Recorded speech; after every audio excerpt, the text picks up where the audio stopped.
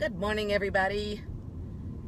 Frank and Beans and I are back. Have been in, can y'all see Franklin? There he is, taking a nap. We have been, well, I've been, they didn't go, in California this week, Huntington Beach. If you guys ever been to the Paseo Hotel and Spa, it is so beautiful. And it's my third time, I think, there. I think the last Women Influencing Real Estate event was also there, as well as another Tom Ferry event. So, highly recommend the Paseo Hotel and Spa if you guys ever get out to the Huntington Beach area. So, that's where I have been. I'll give y'all a funny Frank and Bean story. From the office the other day, we have this communication things we call Slack. And you can have channels in there where everybody on your team has a discussion. And they said, I see in Slack one night, it's California time around 4:30, so it's about 6:30 at home. And I get this message in Slack saying, is anyone coming back after the cats? And Wes has taken them in so that they're part of things, which, that's great and all. But he got so busy selling real estate that he forgot to go back and get them. So it's only 6:30, not that big a deal. 6:30. And so I love it because one of our agents, Anna, who is not a cat fan, she's allergic at least. She goes, "Is someone coming back to get the cats because Coco and Fred are crying in there?" And everybody, of course, starts jumping on Slack, going, "Fred, his name's Frank. It's Frankie. What do you mean, Fred? You don't even know his name." So that gave us all at least a good laugh. So Wes went back to get Coco and Fred. And they were so spoiled and not very happy. And it was funny because my daughter Savannah was like, "You should just leave them home when you're not there." And then she goes, "It's really strange to think we don't think anything about leaving them at home, but leaving them at the office seems like, oh no." And of course they've got the same food, water, potty, everything they have at home they have there. But somehow it's just different, isn't it, Beans? So anyway, I'm happy to be back. One of the speakers there did a really great job, and she wrote a book called Breaking Up with Busy.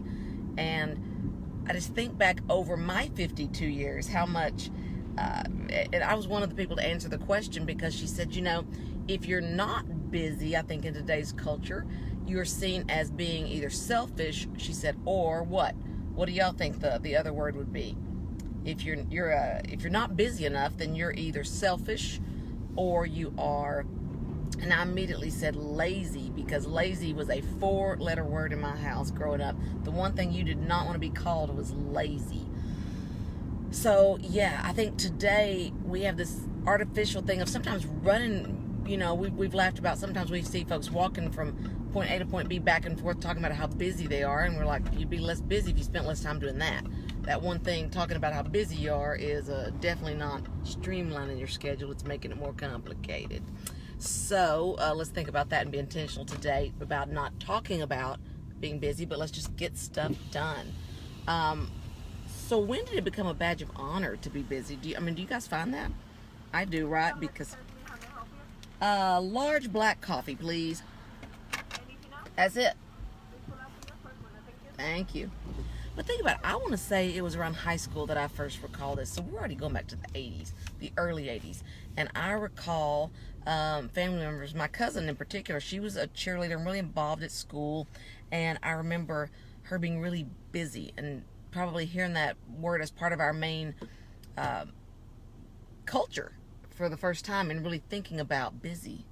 And, here I am, 15 years old. I don't think I'd ever really been what I'd consider really busy. Now, today's 15-year-olds, yes. And even back then, I'm sure some were more so than me because I lived 38 miles from where I went to school. So I didn't do sports because that's clearly the only reason. It's not because I'm utterly and completely unathletic, which is also true. But it definitely, thank you. It was definitely a complicating factor. So I wasn't so busy, I went to school, I went home. I did my homework, I watched some TV, I got ready for bed. That was my style of busy back then, so I don't know about you guys. But over time, we've gotten to where our badge of honor, thank you, is how overscheduled, because I think we have taken busy and turned it to mean important. Now, if you're busy, you're important. And if you're not busy, well, you don't have much to do, or clearly you do have things to do and you're just being lazy. So in this book, what is her name? Yvonne Talley, and she does a great job talking about how to break up with busy, how to give ourselves permission to have those quiet spaces in our day, those times when we're not just going to focus and brag to ourselves, even mentally, about how busy we are, but be content in, I'm going to time chunk, time block, I'm going to work this many hours today, and I'm going to be efficient. I'm not going to scurry around. Thank you. Thank you. From point A to point B, back and forth, telling everyone how busy I am, as if it means I've won the Nobel Prize, because it is not winning the Nobel Prize. It's kind of like the whole multitasking thing. We know that women do multitask, but it depends on what it is. If you think that you are writing an email, sitting in a meeting with a client, with your boss, with whomever, if you think you are reading or writing and you are listening, you are not. You cannot. There are certain things you can't do. I can drive and talk on this phone because those are two skills that I can do, because my hands are on the wheel, my eyes are on the road, and I've been driving since I was 12. And I'm 52, so that's 40 years of driving. A lot of this is muscle memory.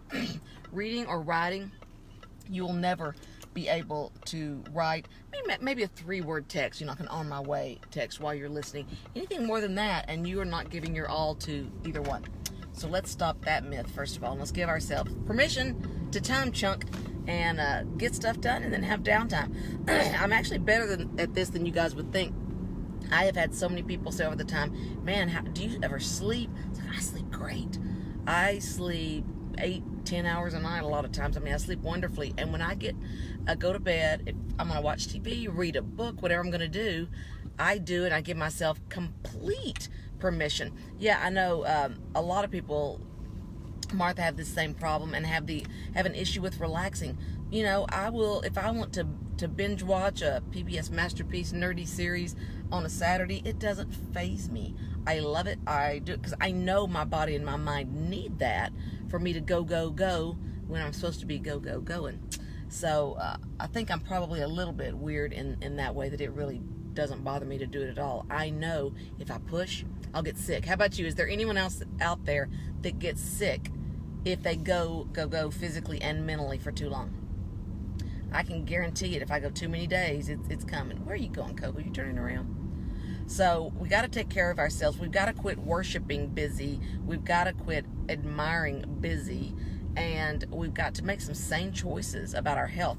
I did have one really interesting revelation in my mind. Something kind of obvious, I guess. But I thought, I am 52 years old. And I stood up at this conference of 200 women. And I said, one thing that's occurring to me is I could literally be 104.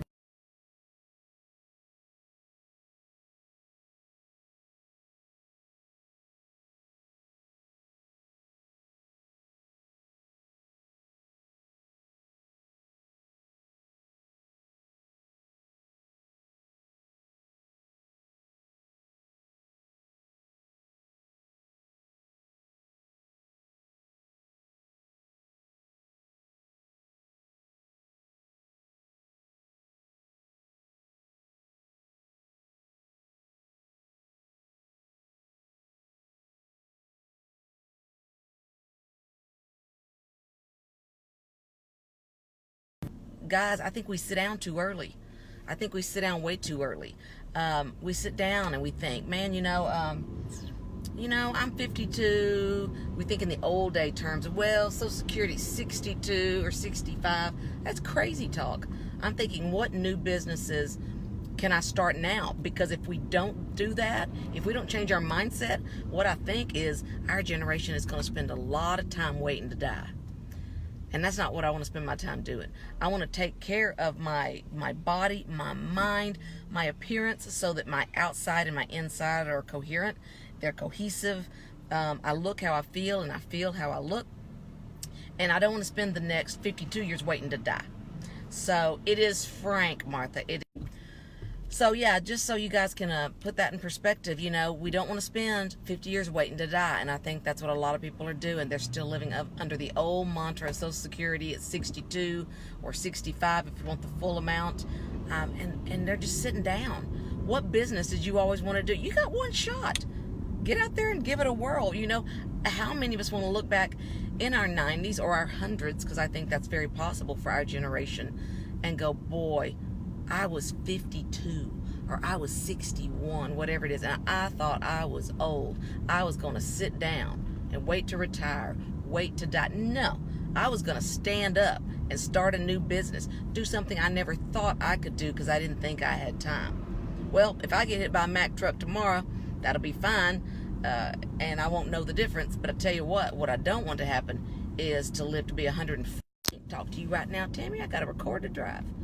So anyway, those are my thoughts for the day. I hope you guys have some to share. As always, let's break up with busy. Let's get our work done. Let's hustle harder than anyone, but let's do it intentionally and not just out of the pride of scurrying around and being busy, because that's nothing to take pride in. Got to take care of our health, our minds, and again, if you're 52, I believe you are truly middle age. So quit sitting down and waiting to die. Stand up, start that new business, start your side hustle, whatever it is you've always wanted to do.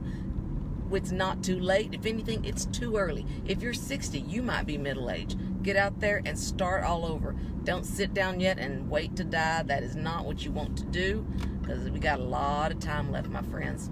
Got a lot of time. So remember, I always say life is short, life is long. Hug your loved ones, love them as if there's no tomorrow, but then plan on the fact that you might live to be 104. Odds are you will. So let's plan accordingly. See y'all tomorrow.